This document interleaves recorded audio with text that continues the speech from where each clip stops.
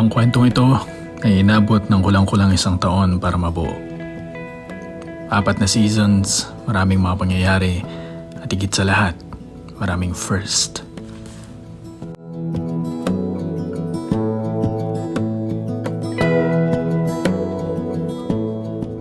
Autumn na, saglit lang. Tapos na palang i-upload ang videos mula sa unang autumn season namin niyan dito. Kung yung mga videos lang din naman na yun ang ating ipapakita sa inyo, edi ibigay ko na lang sa inyo ang links para sa videos na yon. Tama? Kasi ang iba sa inyo for sure nakita na din ang mga videos na yon. I-play lang natin ang intro ng bawat video natin noong autumn. Tapos sa taas noon ilalagay ko na lang yung link. Ilagay ko na rin pala sa description ng video na to. Ready? Let's go! Grabe.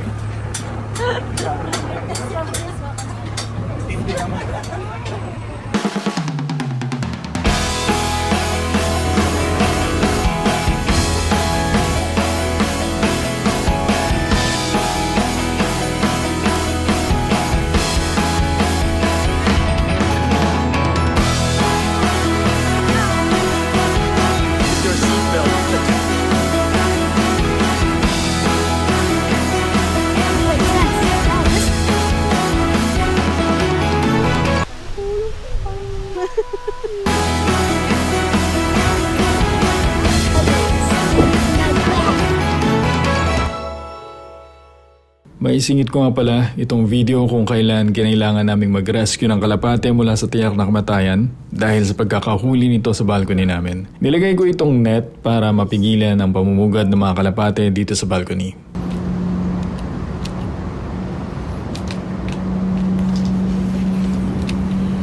Tapos ako malaglag, no?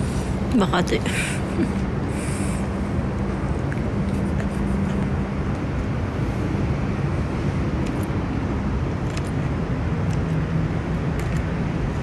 Sana hindi na-damage yung backpack. Ano ito?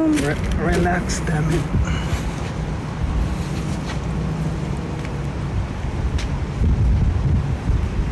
Abaw! Masarap pang arroz caldo to. Balik. Joke lang, hindi ka namin kakainin. Makakawalan ka namin.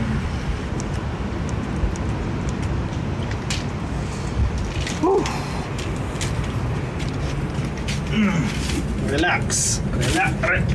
Pucha. Come on. Relax.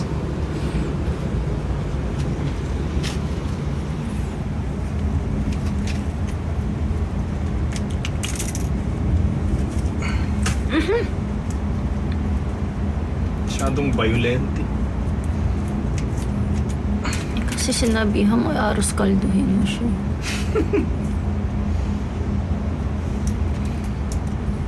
Pag hindi ka nag-relax, aaros kalduhin talaga kita. Lumipad ka, huwag ka babalik dito. Kasi pag hindi ka lumipad, pupulutin kita para gawing aros kaldo. Oo, nakakalipad naman That's siya. good. Success.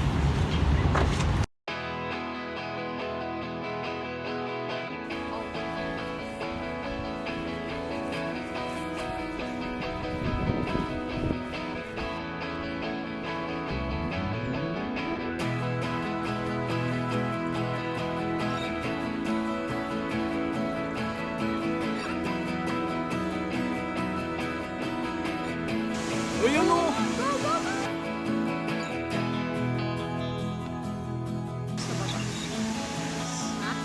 Ha? Kanina, ang dami. Nagabon na lang salmon.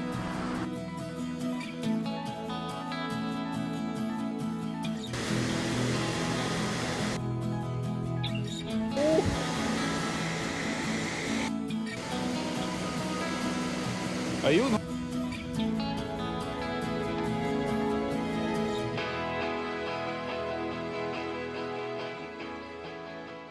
At ngayon, natapos na ang autumn. Isunod natin ang Christmas season. Winter na naman. Sobrang lamig na naman ito for sure. First time namin magkasama ni Mrs. sa Pasko kaya extra special ang Paskong ito para sa amin. Seryoso, this is our first time ever na magkasama sa Pasko.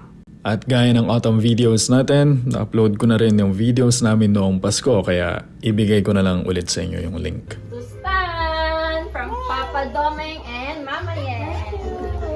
Merry Christmas. Merry Christmas, Tani. To Scarlett.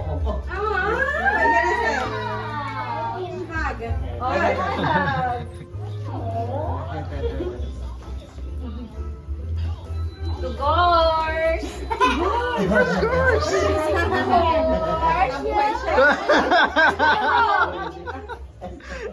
Thank you, Mama Yen.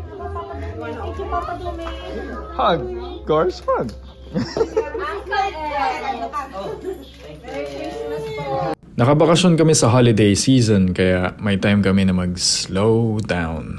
Masaya ang winter kung ipinanganak ka at lumaki sa freezer na bansa gaya ng Canada. Masaya ang winter kapag trip mong manigas ang mga daliri mo sa mga kamay at mga paa.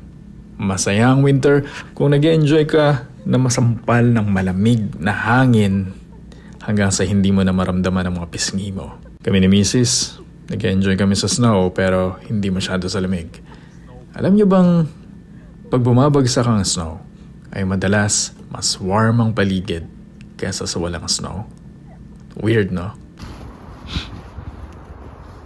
Anong pakiramdam mo wala kang jacket? Wala. Oo, di ba? Kakatanggal mo lang kasi. Yeah, mamaya siguro. Kataman? Sige. Okay na. Hawakan ko. Paguntan na pala ko dun. Ay, may aso. Ay, may aso. Tain ng aso.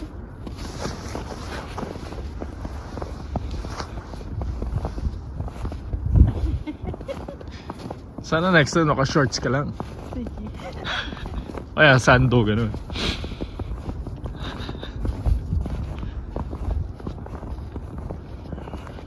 Dito sa Canada, hindi ganun kalamig. Kala nyo lang malamig. Look, oh.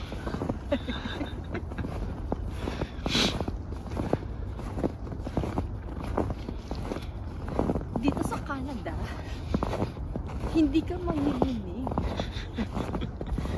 Snow? Parang sand lang yan. Mamaya tagtagar-gar ka. Sabi mo nga, hindi ka manginginig. Titigas ka na lang.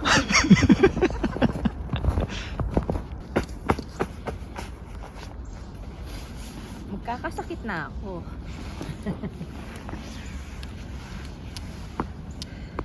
Tadan! Nararamdaman ko.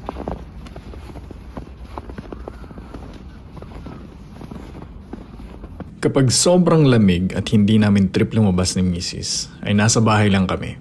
Madalas nanonood ng mga shows na gusto namin, nagluluto, pero minsan sumasabay kami sa trip ni Mama na diamond painting. Hindi, sabi mo yun kanina sa akin. Ulitin mo sinabi mo. Sabi mo nare-relax ka na. sinabing nare-relax ako. Hindi, may sinabi ka. Nare-relax ka na sabi mo. So ito naman yung gagawin ko. Yeah! Kita niyo yan, ganda. Ito ang gagawin ko. Ito yung sa...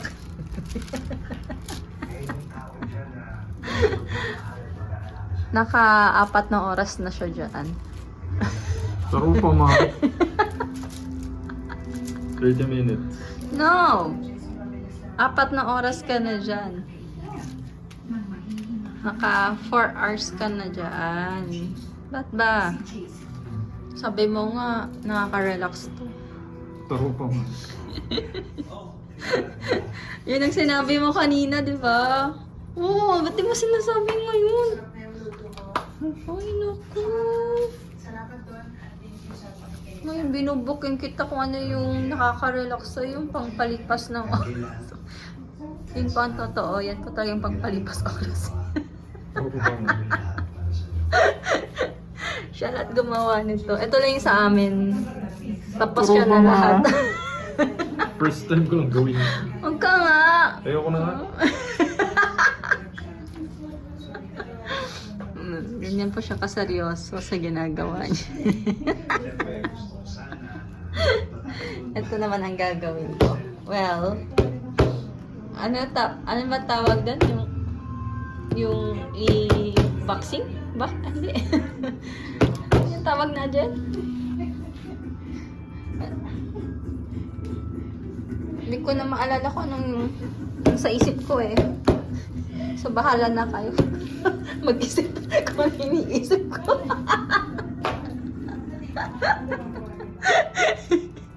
Kita niyo naman kung anong pinagdadaanan ko ngayon sa buhay.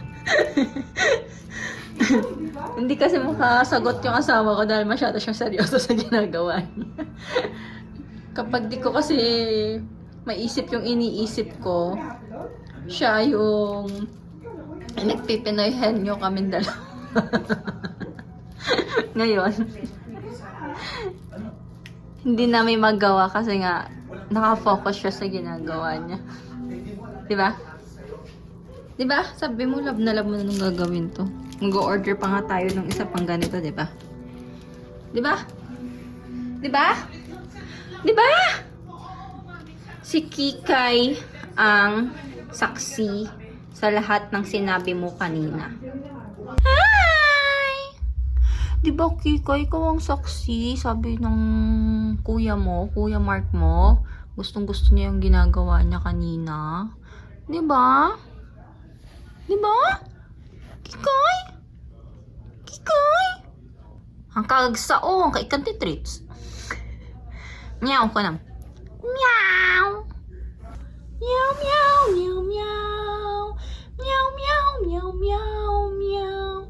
Meow, meow, meow, meow. Meow, meow, meow, meow, meow. Meow, meow, meow, meow, meow. A few days after Christmas, nag-celebrate kami ng New Year. Wala akong maraming videos dahil nag-enjoy kami masyado kasama ang family. Tingnan nyo naman to.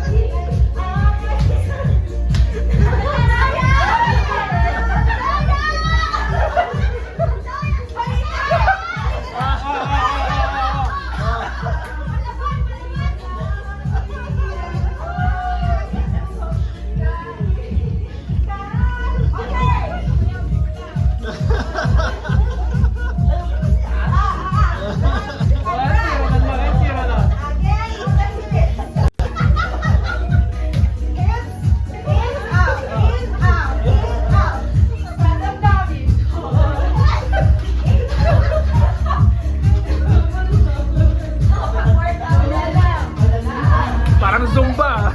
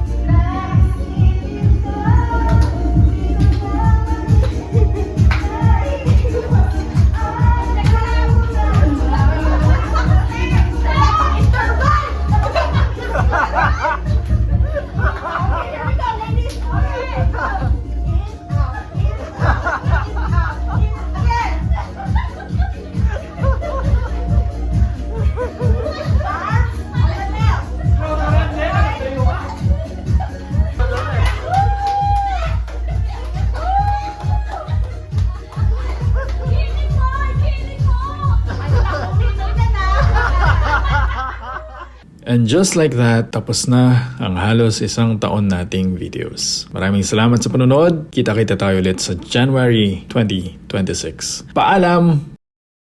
Joke lang, sisipagan ko ng kumuha ng videos, mag-edit at mag-upload. Kaya see you sa susunod na video. At nga pala, don't forget to subscribe. Thank you!